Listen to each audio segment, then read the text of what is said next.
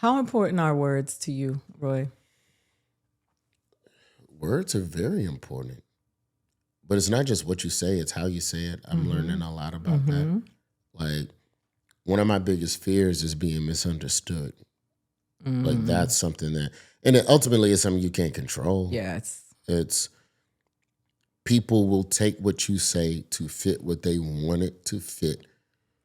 And there really ain't a lot you can do about it. Yeah. Most of the time. So, I'm talking like relationships and like professionally. Yep, absolutely. In that capacity. You could say or do one thing and you could be dating and somebody views it and takes offense to it. And there's nothing you can do about that.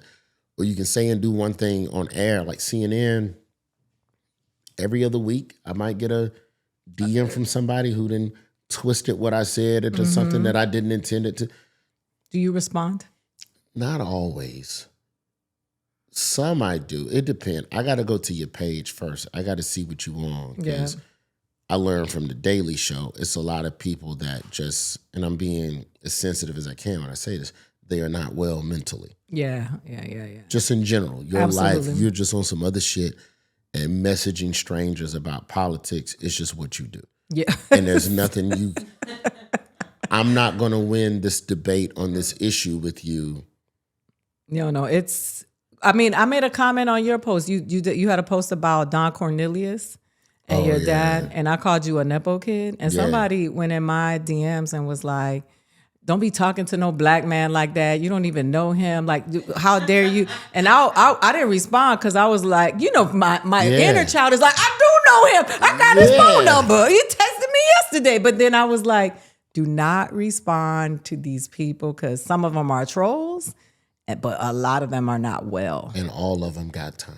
Yes, they do. And I don't. They all got time.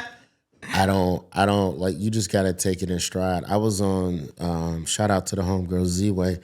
Z-Way had me on her situation a couple months ago. And, her style is, I'm going to take what you do that's positive and flip it in a way and, try to gotcha a little bit. And she called me a Nepo baby. There's people out in the, because my pops, for the people who don't know, my father was an award-winning journalist during the civil rights era and did all journalists fight for blackness. And I kind of sort of similar. So she called me a Nepo kid. It was people in the comments going, yeah, you is a Nepo baby.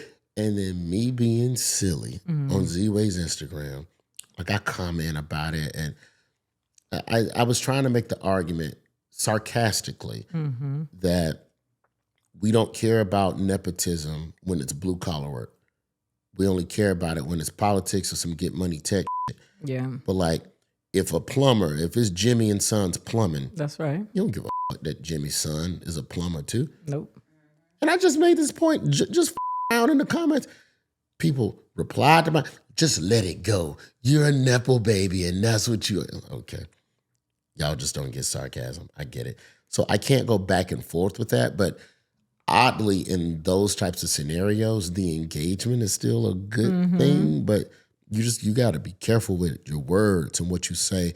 But there's just certain scenarios where there's no amount of clarity that you can give to someone that is dedicated to feeling a certain way about you. Yeah. You know what's interesting to me though? Because I do believe in equity and I do believe that black people and brown people are worthy of it, Nepo babies that are black and brown don't bother me because I'm like, take up the space.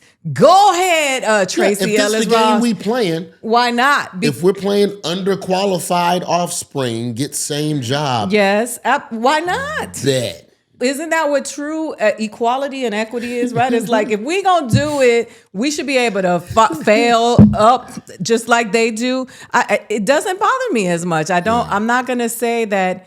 Because I think like Tracy Ellis Ross is funny, and I do think she's talented. So I'm not mad that she's there. I don't care that her mother is Diana Ross, because I have to see that all the time from people who are white. I don't think it's fair to even say, well, she has no talent. Well, can we not go back and look at her whole body of work and see that she was that? Which is why I think with athletics, even if nepotism got you there, yeah.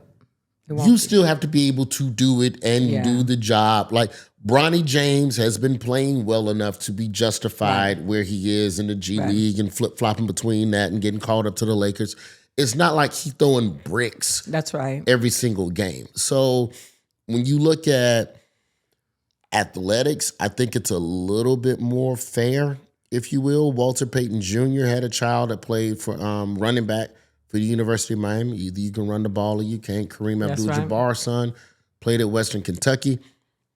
Like, I forgot how much you love sports. Yeah, you already know I forget. Well, in 1943, Jackie Robinson Jr. was born. Like, I just think that this idea of just because someone is your child, that they had more opportunities, they probably had more resources coming up than the average person. Does that mean they're not entitled to a shot at doing the job? I don't think that's right. My son... Well, I already know my son will never be a comedian because he has two parents that love him.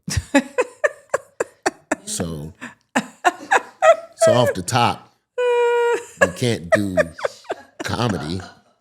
You're not qualified. Like, unless I stop talking to you for 10 years. I cut him off. I see some potential in you, boy. Talk to you soon. And then I just leave his life. But if there's stuff that he wants to do, yeah, I'm gonna put that boy in a position to learn about that type of stuff. And I'm not going to deliberately give him a harder life. I'm so tired of that narrative. Yeah, but there's still something though that's missing. And I think by just having a little bit of money and access and opportunity, I was speaking with my homie Tommy Johnigan years ago. He says to me that's never left me. He goes, you can't teach poverty. You can't teach adversity. It can only be experienced. That's right. So the poverty that I experienced as a kid, having to stop in the middle of your science fair project because there's a gopher rat loose in the house, my son will never experience that.